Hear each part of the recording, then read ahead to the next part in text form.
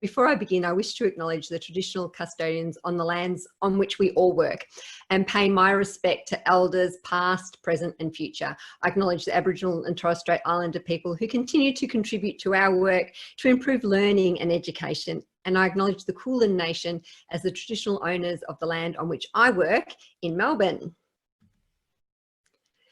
So today we're just going to have a little look at introducing language to preschoolers using digital play. And the session will go through why introduce additional language in preschool, what are the benefits of learning an additional language, is there really an app for that, what the research findings from the Ella trial in preschool were, what are the key language that's introduced through the Ella program, how do teachers implement Ella? And there are some short videos in the presentation, so I'm got my fingers crossed that they will work for everyone. I know sometimes videos don't play well for everybody depending on your internet connection. And of course, it would have been lovely for us to all be together in the same space so that you could have had a play with the tablet devices and we could have had a chat about the apps and how you could use those to introduce languages. But today we're just going to have a look at videos, and hopefully if you have any questions, ask questions about it so that you can sort of envision what it might look like in a preschool. So let's talk a little bit about Ella and where it's come from. So Ella is Early Learning Languages Australia. It's an Australian government initiative which is delivered by Education Services Australia, where I work, since 2014. So the Ella program has been developed in consultation with experts in languages, early childhood and technology, and it's aligned with the Early Years Learning Framework and also the Australian Curriculum Foundation. So the program introduces young children to languages other than English in an early learning setting using play-based apps to encourage language learning in the later years. And the apps are designed for use in preschool classrooms to be delivered by early childhood teachers.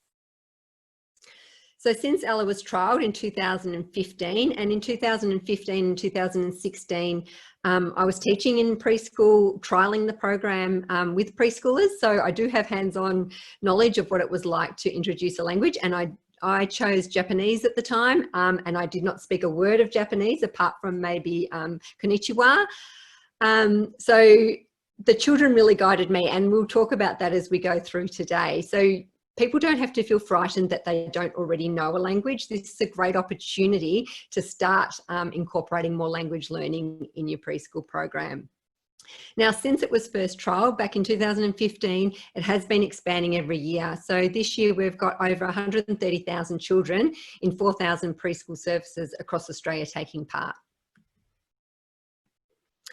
In the 2018-19 budget, the Australian government announced that additional funding would be invested in this highly successful Ella program to support the continued expansion of Ella in up to 5,000 preschools around Australia. Now, due to the continued growth and the success of Ella in the early learning sector, Ella is now being extended into schools through a 3-year trial with children in foundation to year 2. So over 300 schools across Australia are now taking part in that trial. And last year was the first year and this is the second year of the trial. It's been a really exciting opportunity to enable more students to access the benefits of language learning through digital technology, including where language teachers are not available. So we've got some schools that are using the program with their language teachers, and their language teachers use the program as a resource to continue and extend their language learning lessons. But we've got a lot of schools that it is the generalist prep and generalist year 1 teachers who are using it to introduce the language when they wouldn't otherwise be able to do that. So the Australian Department of Education and Training has again engaged Education Services Australia to manage that program, and the existing Ella apps are being trialled in the foundation year, so that's prep for us in Melbourne and you in Queensland, and then new apps have been developed for year 1 this year, and more new apps will be developed for year 2. So Ella's a digital play-based program. It includes, whoops, sorry, I've skipped straight through. It includes a series of interactive apps aimed at making language learning engaging and interesting to young children in preschool and the early years of school. And the research shows that learning languages develops children's overall literacy, strengthening literacy-related capabilities that are transferable across learning areas, and we'll have a look at that later. The digital technology of tablet devices enables students to have language experiences that they might not otherwise be able to access. So it can do this by modelling the language in a reliable way. And through the successful preschool trial, they've shown that the Ella apps can provide additional practice and experience where language teachers are not present in the classroom. But of course, it can be a great resource if you already know the language that you've chosen to implement with the children. So this year, there are now all 13 languages of the Australian curriculum available. So the languages are built up over the past years, and now all of the languages of the Australian curriculum other than Auslan and local Indigenous languages, obviously because Auslan needs to be done face-to-face using body language, that can't be done through apps, and in the local Indigenous language is best done with a local member of your community. But all of the languages of the Australian curriculum are available. So that's Arabic, Chinese, French, German, Hindi, Indonesian, Italian, Japanese, Korean, modern Greek, Spanish, Turkish, and Vietnamese. And I do need to read it now because back when there were only 5 languages, it was easy to rattle them off. But now that there are 13, sometimes you always think, now, did I forget one?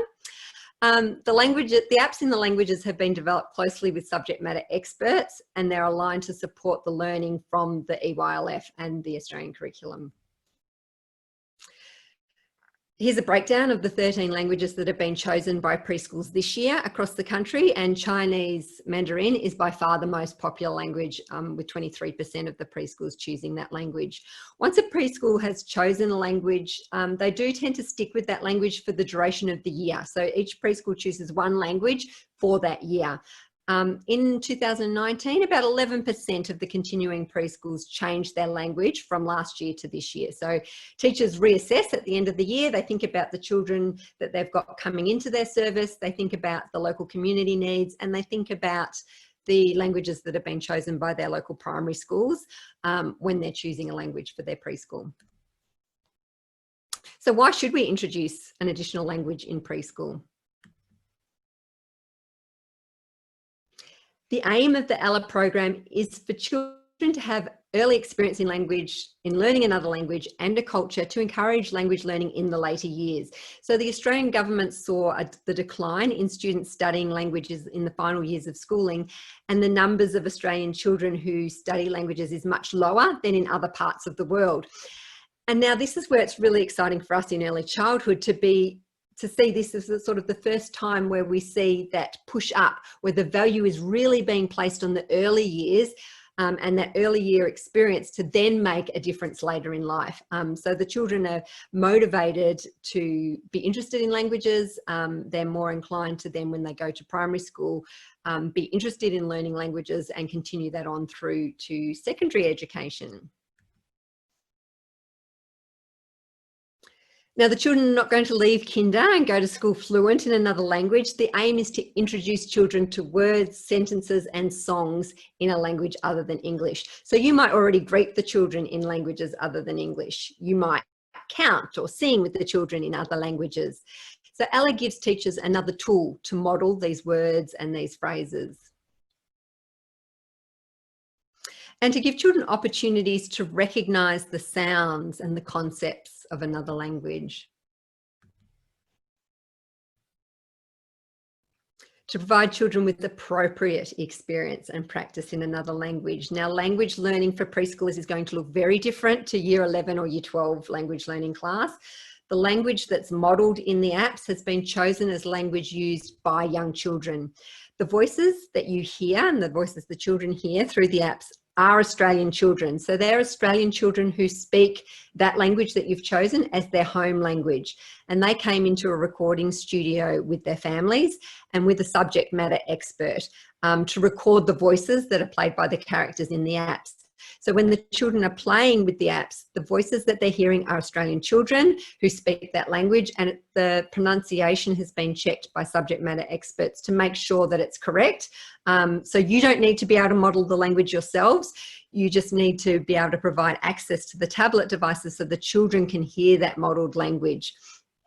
Now, If you are a native Mandarin speaker, there are some people that will say that the voices of in the Chinese app, Mandarin, those children do have a slight Australian accent. And we actually think that this is really important because it's showing children that learning another language is not something foreign that happens overseas. It's something that we do in Australia, and it's important for life in Australia. To provide engaging and educational play-based language learning experiences. So the program's for preschool, so it must be play-based for early childhood teachers to recognise it.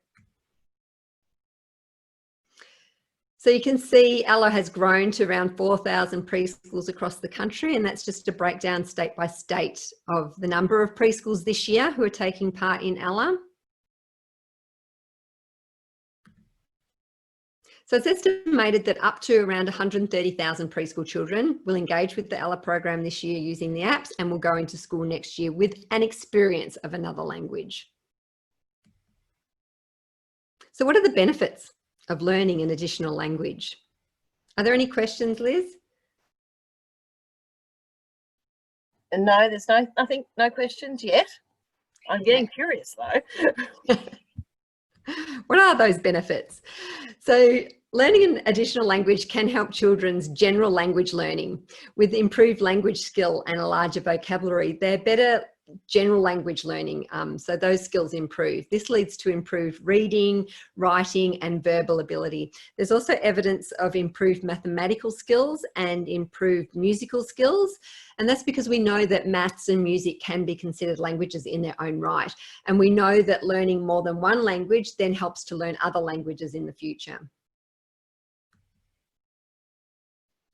Parents of young children are often interested in the cognitive benefits of additional language learning, particularly because they're often concerned that is learning another language going to hurt their English? Is it going to make it harder for them to learn English? And we often hear people from the public saying we need to be teaching children to speak English first.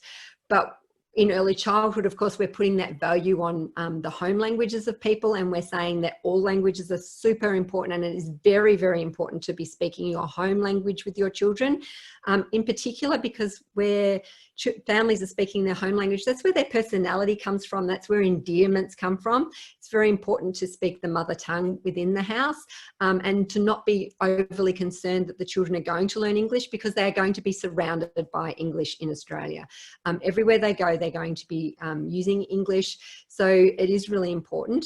But there are also cognitive benefits of learning an additional language. So you can talk to them about improved memory and better problem solving, better reasoning skills.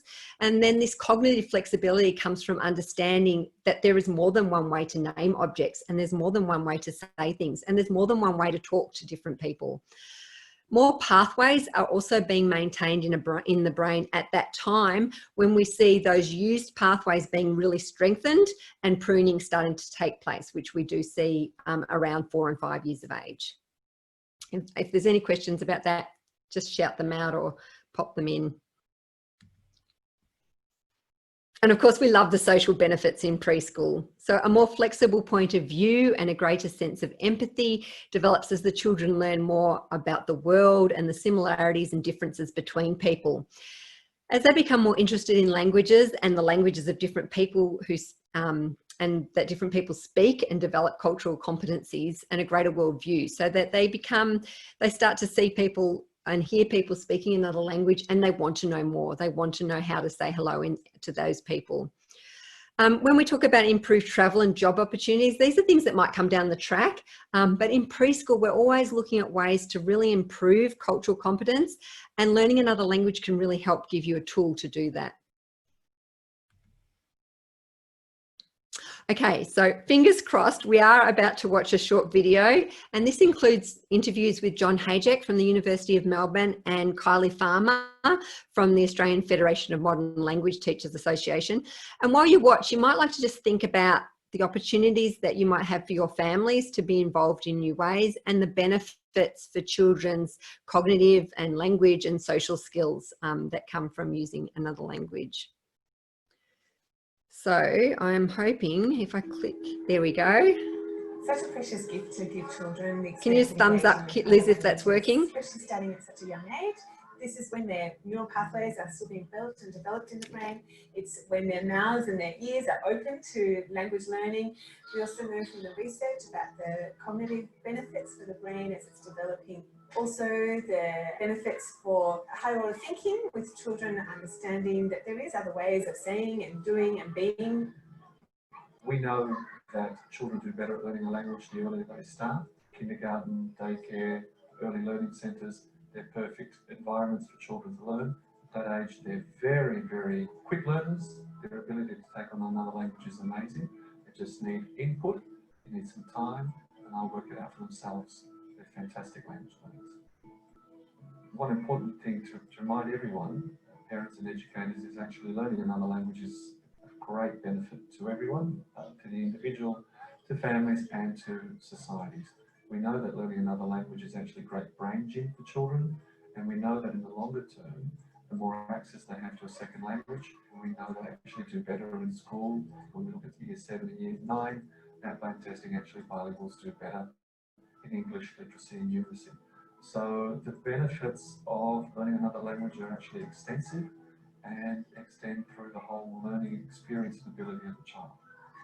It's really exciting. The experiences that children engage with through ALA, the linguistic and cultural understandings that they develop, can then be carried through into their future in many different ways, whether it's continuing the same language into their primary school and then later their secondary schooling, or transferring those skills into a new language.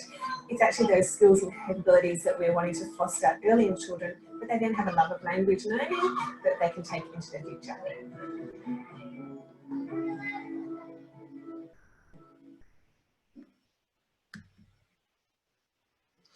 So is there really an app for that? When the ALA apps were being developed, experts in play and child development got together with the language learning experts and the app developers. And so there were some key design considerations, and they are that preschool children are pre-literate. So the apps do not include text like most language learning apps do. The only text that appears is in signage like the entrance to the zoo and signage on shops and in books that they see within the app. Preschoolers have short attention spans and are tactile, so they need lots of opportunities to touch and move items around, to have that cause and effect and to make things happen. And they learn through experience and play. So the scenes and the scenarios that have been developed are familiar and they're realistic, so that then they can transfer the knowledge that from that digital play into their hands-on or traditional types of play. And there are some key features of language learning that can be applied and adapted to the digital environment that form the basis of language learning, be that your home language or an additional language. So to learn a new language, you need repetition, games and experience where the language is repeated over and over within context.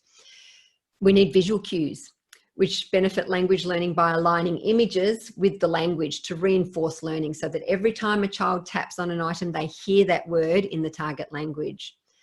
They need opportunities to produce speech, which the children need not just to understand, but also speak and produce the language. And this is interesting when we're talking about including tablet devices, how to get the children to actually produce speech. So each of the apps has at least one learning space where the microphone or a megaphone or a telephone appears to encourage the children to speak the words and the phrases that it gives them. And then they have the opportunity to hear themselves speaking that new language. And we need collaboration. We know that language learning is social and collaborative, and it's really important for the children to be able to share the tablet devices, to be using them in play, and to also have opportunities for group presence within the tablets and the apps themselves. Now, Kate Highfield was at Swinburne Baby Lab, and she was involved in the research and the evaluation of the ALA trial in 2015 and 16. She's now at Early Childhood Australia, and she talks a lot about apps and app-based learning with young children and what to look for when choosing a good app. And this is a quote from her, and she just talks about that children need frequent practice in language topics that are of interest to them. They need interactive learning contexts where opportunities to practice in meaningful contexts so that they can obtain clear understanding of vocabulary and language purpose. And further, the role of storytelling and play as a social context for language learning appears central, with rich connections to real-world engagement facilitating meaningful learning, and links to intercultural understanding, so including songs, music, in familiar contexts such as food and art can also be beneficial.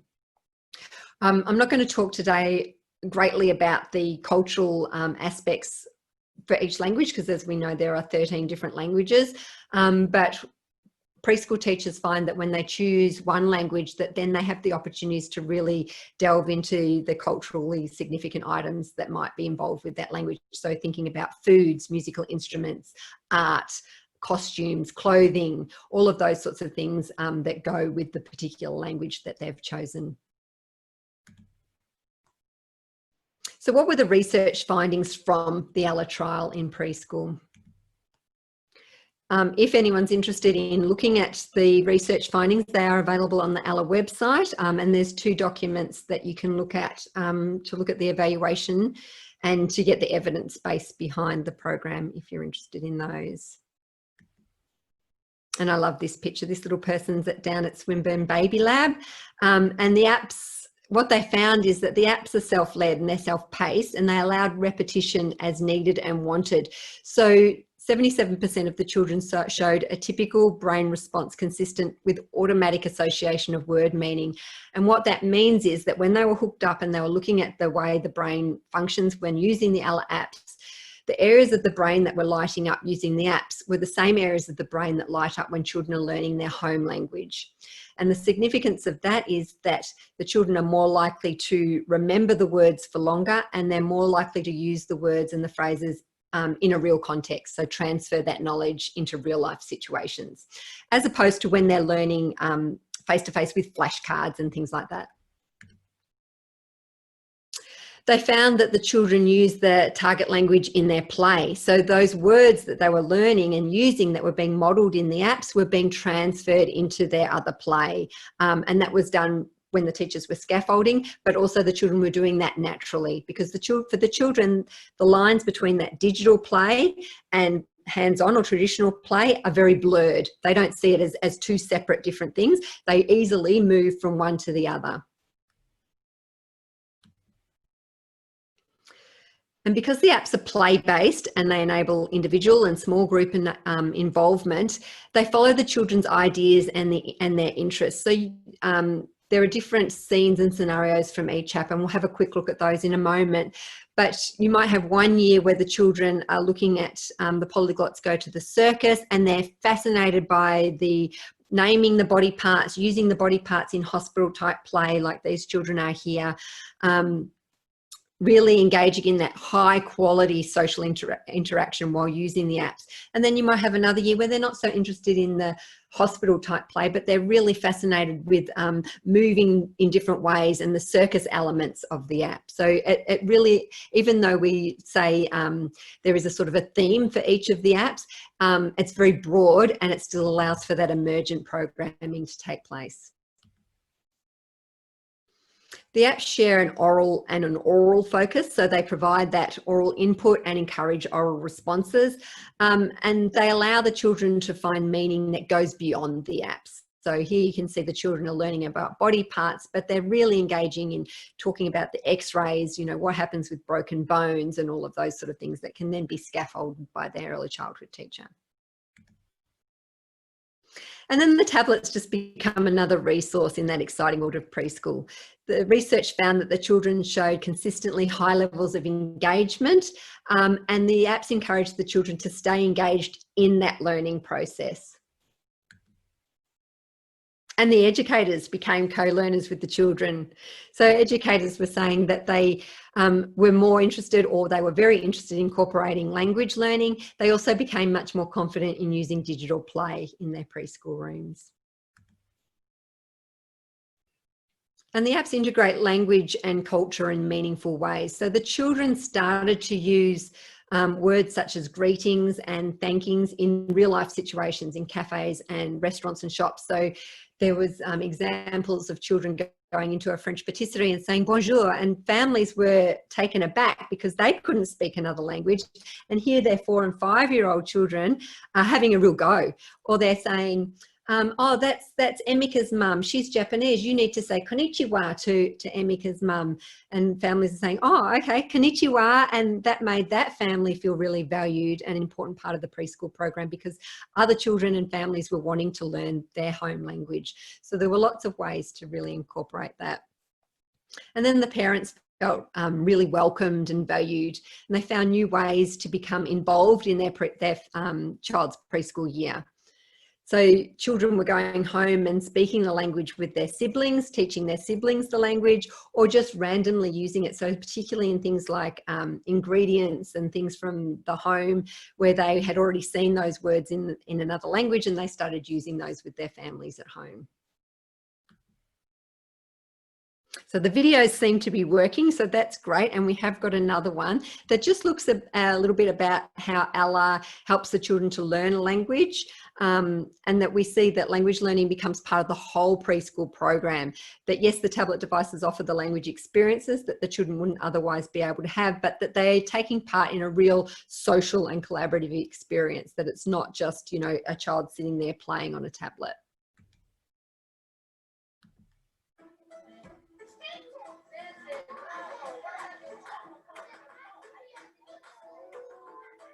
The app is a really good tool to introduce the language, and then I can embed it incidentally during the day. This is right within our philosophy that they can actually choose to do it at a time when they're ready to be engaged in that activity, as opposed to when I decide. I was really excited to hear about Teddy learning Italian at Kinder. Our, I guess, isolation from some of those sorts of things in Anglesea, a wonderful opportunity to be able to do it at Kinder. Knowing that the program was introduced and that my daughter was getting support in that way with a language other than English was fantastic. I think it's quite important for the children to have a language that they're studying, whether it be changed year to year or kept consistent. The school that my daughter will be going to they'll be doing Indonesian. In terms of the change, I don't think it will be a problem. I've embedded it in the whole program, so whether we're at the Kinder or whether we're Bush or Beach Kindergarten, we tend to use parts of the Italian language, even during transition times and snack time, because we're embedding it constantly during the day. Absolutely, they're getting a lot more exposure than just the 15 minutes, 20 minutes on the iPad. The Ella apps have been designed so that children are developing and using language that they need to be able to use at that young age. So they're engaged in play, they then have to use the language in order to keep progressing through the activities. The educators are amazing in how they connect children's learning and build on and draw on children's interests. So the educator is able to observe a particular child who's interested in something on screen and then extend that off screen in a way that then they're able to use the language as part of their play. It's not just when they're on the app. We incorporate Italian into our program by having signs in the room that are in Italian, greetings in Italian. We set up play areas that relate to Italy. We've had a pizza shop before. We've got a little cafe at the moment. Lots of incidental learning around the room. 1, 2, 3, 4, 5, 6, 7, 8, 9, 10. We use the Italian words at the start of the session, when we're counting, anytime we're doing things with the children. When we're at the Play-Doh table, we might count how many candles are in a cake that we made. Outdoors, we do it in the sandpit. We play games with the children. It can happen anytime. 2, 3, 4, 5, 6, 7, 8, 9, 10. Our journey in embedding this language in the room has run parallel to our journey in introducing the apps to the children. And we just try and make sure that we use that language wherever possible. I have a 9-year-old daughter who's learning at school now Indonesian in grade 3, and she's a little bit jealous that Zoe, my daughter here, can actually speak it a lot better than what she does. Zoe started early. She's been using the device to help. I've been helping practice it at home, so she's really getting a lot out of the program. We are situated very close to the neighbouring school, which is one of the reasons that we've chosen to do Indonesian. Up until this year, the school has begun Indonesian language learning with the children at grade 3 level. But as a result of this program and the enthusiasm with which the children and families have met the Indonesian language learning, the school has decided to implement Indonesian language learning from foundation year next year. So that's really exciting. The ELA program has allowed us to go much more in depth with the learning of a language. So we've always introduced words here and there from other languages, but we are really learning how to use a language and to converse in a language, and we would not be doing that if it wasn't for the apps. I like Italian. When I go to school, I want to go do more Italian. He wants to do more Italian.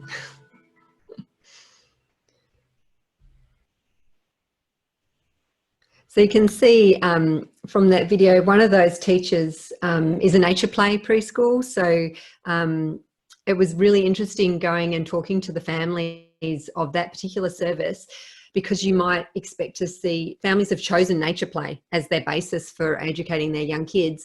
And I was expecting to have families say, we were really concerned about the introduction of tablet devices, or we weren't sure about that.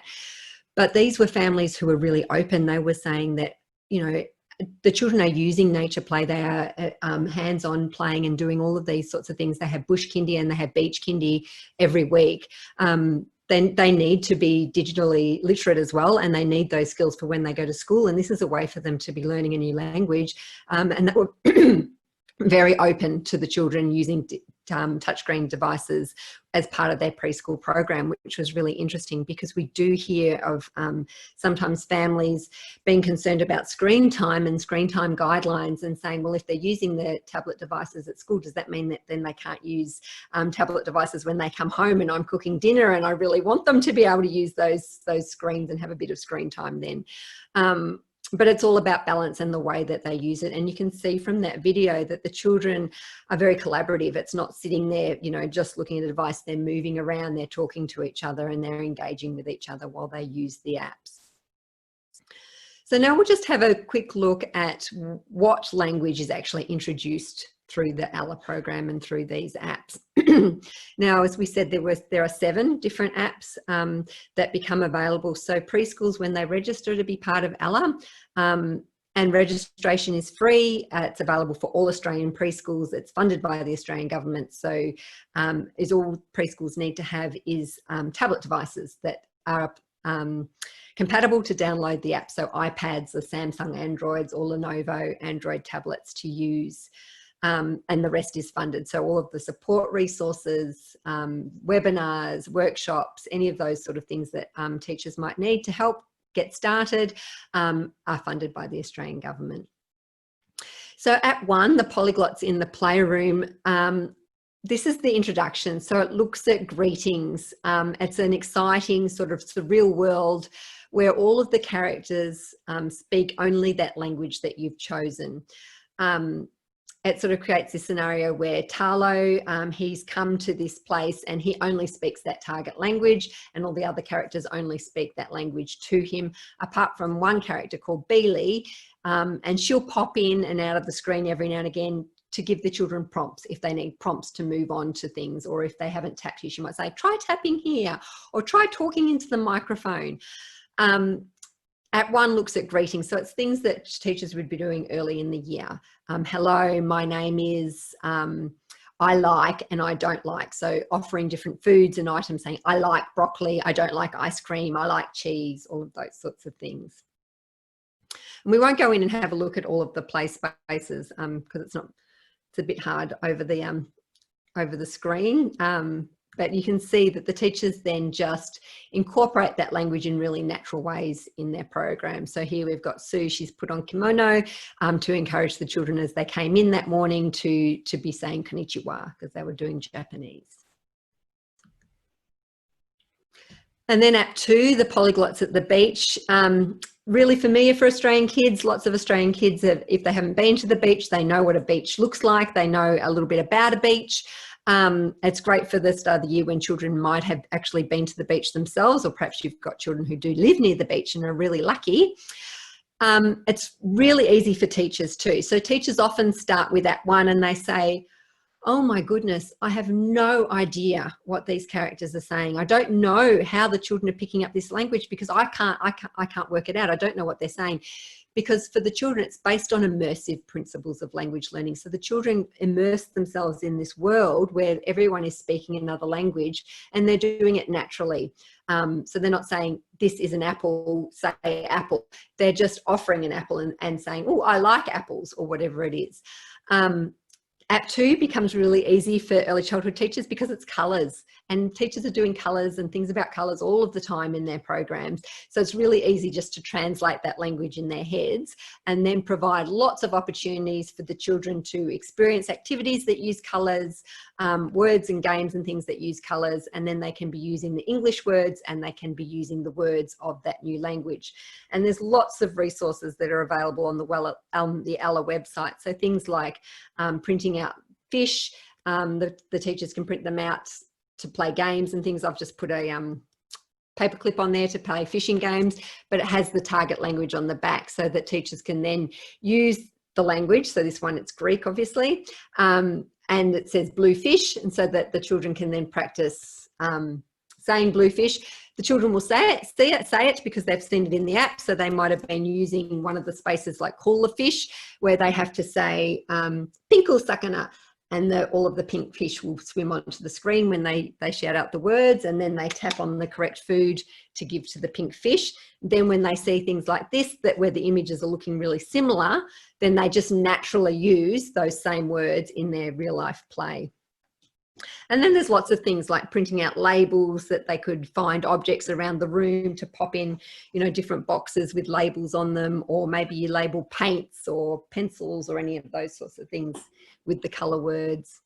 There's also lots of resources to use, for example, in greetings and creating dramatic scenarios like puppets and things that can be created with the characters, because then the children are more inclined to use the target language, because in their minds, these characters only speak that language that's been chosen. They're not speaking English.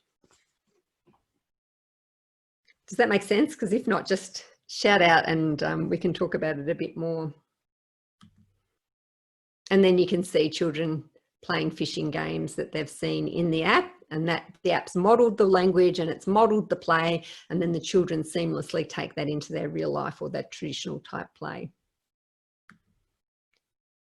App 3, the polyglots at the birthday party, is probably the children's all-time favourite. It has this space called the Make a Cake, which they absolutely love. In Make a Cake, they have the opportunity to a recipe comes up and they can follow the recipe, or they can just make up the recipe themselves by popping the different ingredients in. So the children tap on an ingredient, they hear that word, and then they can add it to their bowl. Then they mix up their cake and the batter all mixes together, and they pop it in the oven. Now they can choose how long they pop it in the oven for, and they hear the words for the numbers as they choose how long to cook it for. If they cook it too long, the cake burns. But the characters don't mind. They still let you put the birthday candles on. If they don't cook it long enough, it comes out sloppy and it looks a bit sloppy on the plate. But again, the characters don't care. You can put your candles on. The children pop candles on and they count the candles as they put them on. They count them as they light them, and they sing happy birthday. So there's a lot of steps involved in that activity, which means that the children are really engaged. Really easy to pop the tablet device in the home corner, so that the children are then sitting at the table and saying, let's make a cake. You know, what will we put in the cake? And they're using some of those words in the new language. So the polyglots at the birthday party is all about numbers, counting, but it contains all of these really engaging spaces. There's also one, the egg and spoon race, where the children are required to hold the tablet device and balance an egg on a spoon. It uses the gyroscope in the tablet device. So if the children tilt the tablet device, the egg will roll off the spoon that direction or roll off the other way. And it counts as they go. It also uses the camera in the device so that the children can see their real feet moving. They can see the feet and the floor and everything. And you see kids, they'll be carefully balancing their egg and counting. And then if they tilt it and it splats, they're like, oh, well, you know, where's the egg gone? Because it looks like it's splattered onto their feet. Lots of opportunities for them to really be saying the words out loud, not just hearing the words that they is being modelled. And there's just an example of a little girl counting. So she's popping birthday candles on an image of a cake. She's also got the chart there, with the birthday balloons and numbers and things. And all of those resources, those printable type resources that we're looking at, are available on the Ella website in all the languages. So if an educator's chosen Japanese, but you've got a family who speaks Vietnamese, you can print out some of those resources in Vietnamese and put them on the wall, or use those with the children, so that you are seeing some of the words and phrases from the home languages of the children that you teach. App 4 is the polyglots at the zoo. The children meet animals in this open range zoo. So it's really great for sustainability. It introduces likes and dislikes, or revisits, I should say, likes and dislikes from App 1, but this time it's in relation to animals. So it gives teachers the opportunity to talk about the things that animals would like and the things that animals need in their habitats, as opposed to what we might need. It also introduces the words for fruits and drinks, so really easy to be using in meal times, in fruit times at preschool, perhaps looking at the fruits that children bring in to preschool, and using those words. And also words like, I'm hungry, I'm thirsty, and there's a poster that you can put up so that you and co-educators can practice the words by seeing them and hear the words that the children will be saying because they've heard them in the apps.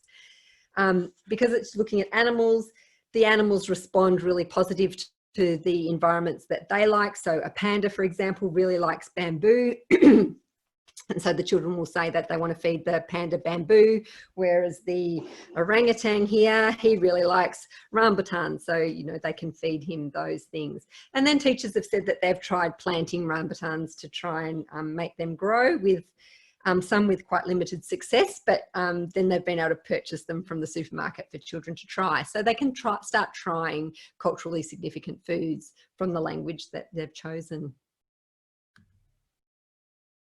And there you can see they've printed out labels that have the images from the app with the words, so the children are very familiar with those words, and they've put them with their real fruit table so that they can start using the language naturally as they eat. And those children are making smoothies too. So there's a part of the app where the character, there's a camel comes in and he says that the foods that he would like in his smoothie, because he's a camel, what sort of things he'd like, and the children add those things to the smoothie machine. It makes the juice, and if they've put the correct fruits in, he likes it, and he goes away saying yes, he likes it. And if they haven't put the correct things, he's like, oh no, I don't think I like that.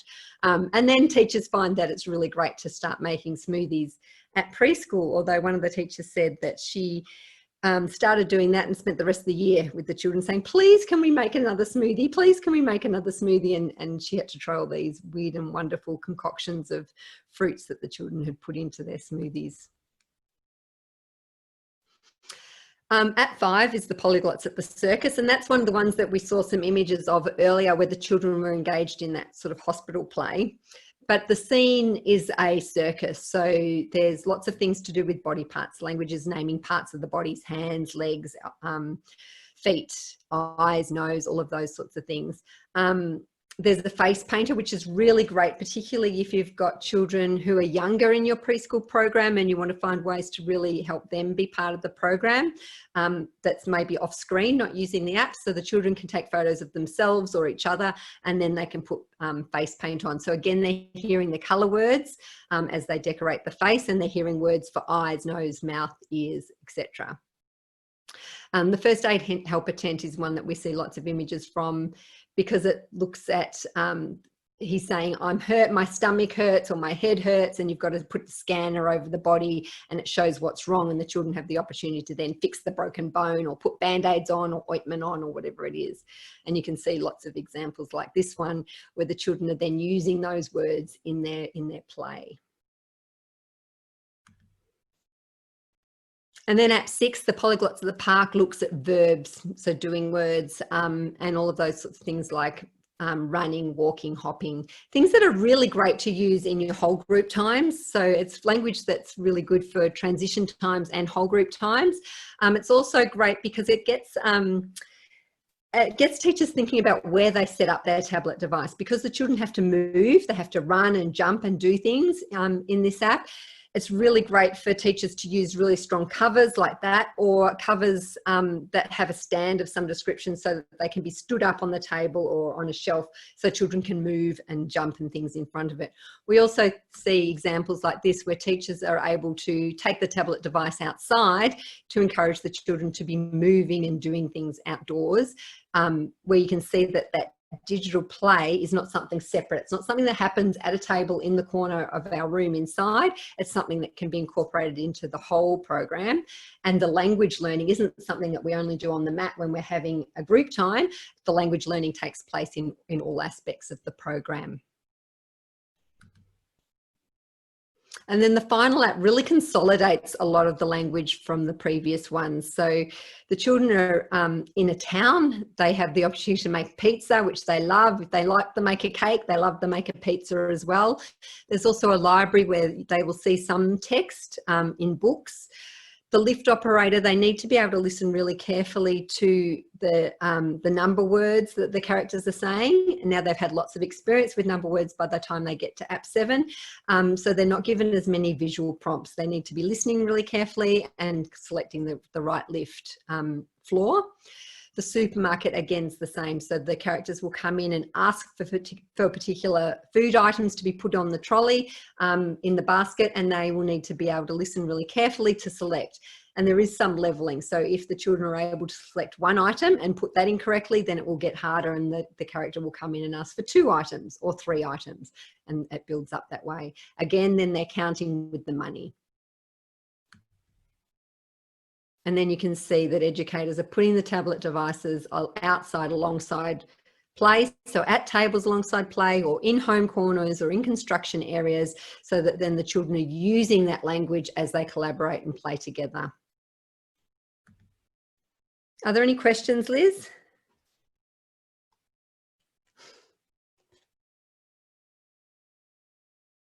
Sorry, I just had to unmute me. So do the apps have to be used in sequence? It's better to use them in sequence because the language builds up. So teachers have access to all of them from the start of the year. So when they register, they get their login, and they have access to all of the apps in the language that they've chosen, so they can then download them onto their tablet device. We recommend that, particularly in the first year, that they do work through them in order, because the language builds up and builds on the language from the previous app. But then in following years, we find that teachers then find that they are quite capable of dipping in and out. So of course, if a circus put up their tent across the road from the preschool, you're not going to say, oh no, we're doing the beach at the moment, we're not going to look at the circus app. You would pull out the circus app. Or if a child came in with a map of the zoo and they went to the zoo on the weekend, you might go into the zoo app and have a look at that. Using tablet devices means that teachers can put guided access on, so they can lock the children into the app that they want them to be in. They don't have to, we wouldn't say give the children access to all 7 apps from the start of the year, because we know then they're just going to flit in and out. They're going to go in, they're going to come out, they're going to go into the next one and come out. They're not really going to consolidate the language learning. The language learning takes place because they keep revisiting the language in that app over and over again. So if they pop guided access on, that means that then the kids are locked into, say, app 2, because they've got it set up with some boogie boards on the floor, and they're going to be, doing some beach things with sea animals, and then they're going to be more encouraged to use that language. Does that make sense? Yes. So do you find then, like, as it's progressing on in the year, do you find, and they've obviously been introduced to language, do you find that they may set up, like the home area may have it set up in app number 2 or whatever, that related to what's happening in home area, but outside, because they've got different play on, they've actually set different app. Was that yeah. right? Yeah, that's absolutely correct. So the idea is that as the apps build up, so you might only give them app 1, in March, and then you might say, okay, now I'm going to start introducing app 1 and 2. And then the children, because they become more familiar with them, they'll ask. So they might say, okay, I need, oh Liz, I really need app 2, because we've made a boat. Can you put app 2 on for me so that I can play the fish one with the boat that we've got over here? And so you'd put that in. Or they might have built a rocket, and they might be saying, we're going to do this rocket and we're blasting into space. Can you put app 1 on with the rocket in it so that we can use that? So either they are capable of swapping themselves and going into those apps themselves, or the teacher can lock them into a particular app and say, here it is with this app on it. But yeah, once they've started building up, so you get towards, you know, sort of October and through to December, you might have all of the apps, and the kids are, you know, one child's using app 7, another child's using app 3, someone else is using app 4, depending on what their play is at. I've got a question. Yeah. If I've got a group of 18 children, so if I'd like to start the program, how many tablets would I have to provide, and how much time should the children be given actually to benefit from the apps, to include it into the program? Yeah, so we say in the first year, the apps used to be rolled out through term, so you'd have 2 each term and then just 1 for the final term, because we know term 4 is crazy and busy. 4 to 6 weeks is a good amount of time on each app, but it really depends on your kids. So if you've got a small group, you might say, well, 4 to 6 weeks, that's ages. You know, 2 to 3 weeks is great. And then they're ready to move on to the next one. And then they can still revisit the previous app, of course, because we know they're preschoolers, and revisiting is where they really consolidate their learning. The number of tablet devices depends. The optimal number from research that was done was 1 to 5. So 1 tablet device for every 5 children in the room. But in saying that, most educators don't use 5 tablet devices in a room of 20 to 25 kids. It gets too noisy. You've got to think about, you know, what a preschool is really like.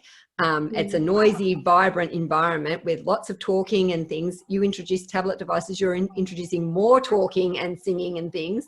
So most teachers find that 2 to 3 works really well.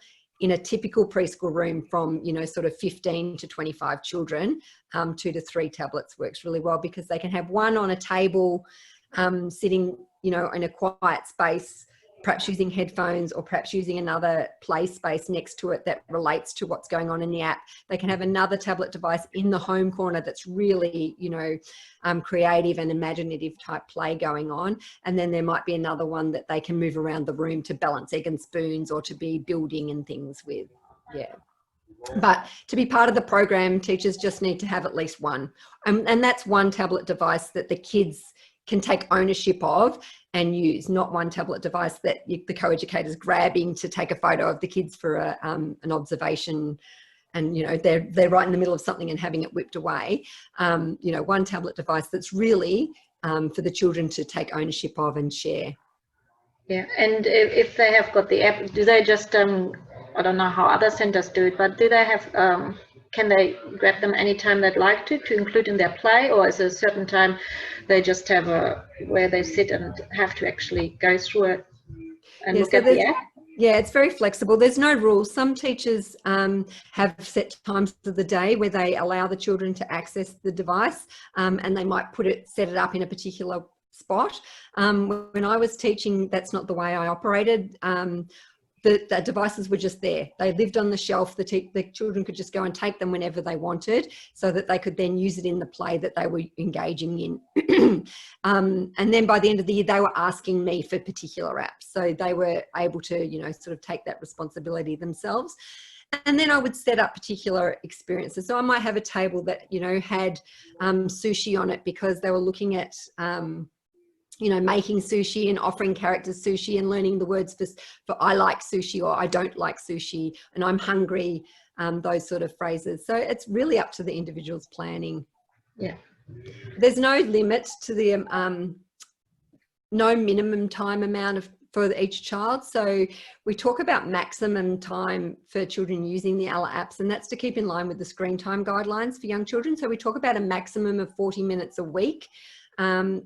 When you think about a preschool program, getting a child to use an app for 40 minutes is a lot. So most children don't actually use it for that amount of time. They usually use it in short sessions of about 10 to 15 minutes, and they might use it, you know, for 10 to 15 minutes each day that they come.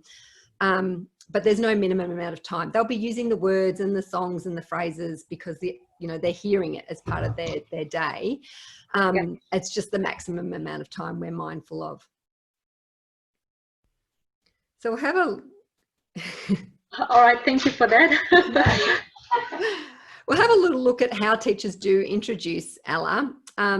So the tablets do just become another resource in that exciting preschool room, and they give the children language experiences that they wouldn't otherwise be able to access. So the tablet device provides that modeled language for the children to then use in their play.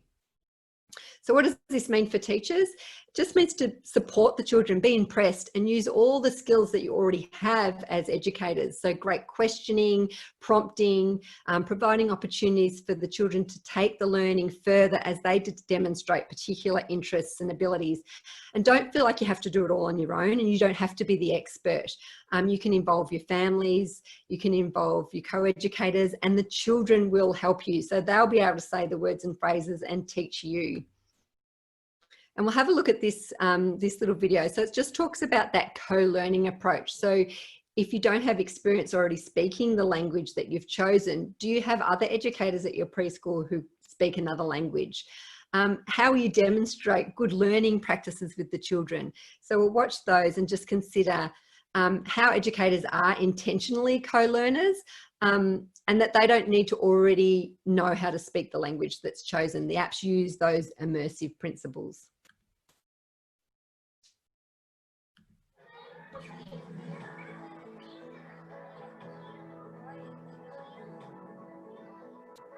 Prior to Ella, I had no language teaching experience at all. I don't know any other language. We've learnt with the children. So one of the great benefits of technology is it actually allows the educators to learn at the same time. Educators as well as children are able to work at their own pace, and it can be a great learning experience on both sides. The apps are supported internally, so that if you make a mistake, you can go back and you can repeat it as much as you like. So there's a learning relationship between the educator and the children in the group. My family is Italian, so I grew up actually speaking Italian before I spoke English. So I'm quite comfortable and fluent in both English and Italian. So that's my background, and that's why I found it really important to introduce children at a young age to another language. They pick it up so quickly, and their pronunciation is incredible when you introduce it early. I just chose that language because it was something that was easy for me to carry on. But I know of another kindergarten who has chosen a language that neither teacher actually knows. Using a program that's based on immersion in the language rather than actual translations has been really easy for the children, but it's actually not so easy for us. So we've actually put translations on the walls all around the room so that all the educators and the parents in the room can turn around and have a look at what words mean. And then the children help us with how they sound because they know how to pronounce the words. It's probably taken a while for all of the educators to come on board with the program, only because it's such a new thing and it's been such a scary thing for us, much scarier for us than it has been for the children. So it's taken us a little bit of time, but I feel like everyone's really embracing it now and really keen to use the language and share their knowledge with the children.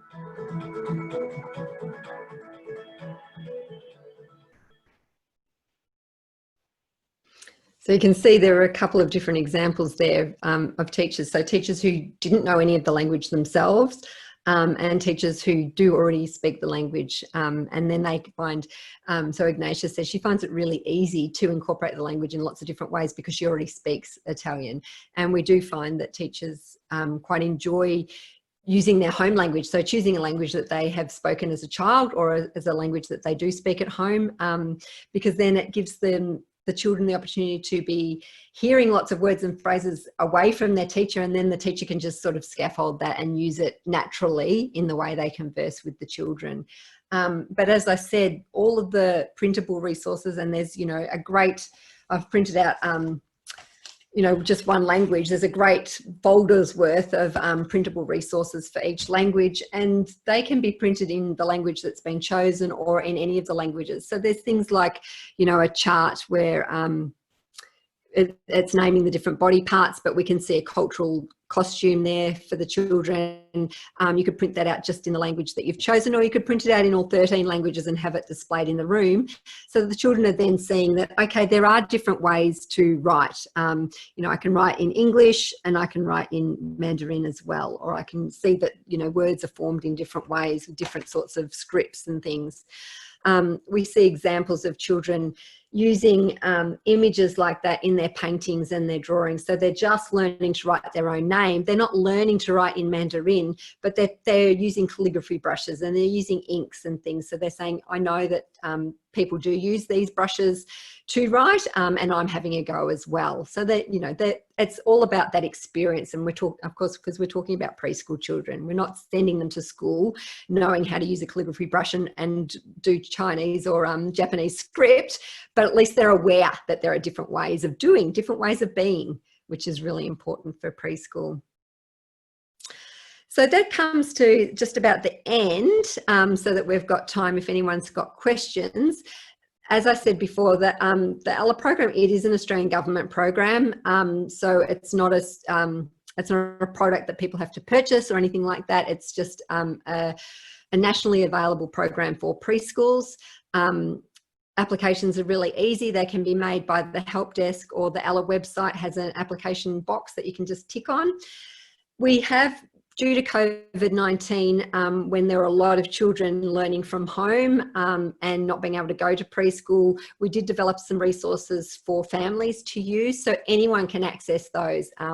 Any families or any teachers can access those without even being part of the program, and that's in the, if you go to the ELA website there, www.ela.edu.au, there's a family support page, and if you click on that, it will take you to a separate page that has some printable resources, some family tip sheet type things to help incorporate cultural competencies with families. So talking about the things that families can do. So cooking foods from different countries, reading stories from different countries, and it lists some foods and stories, some maths games and things that they can do at home with their children.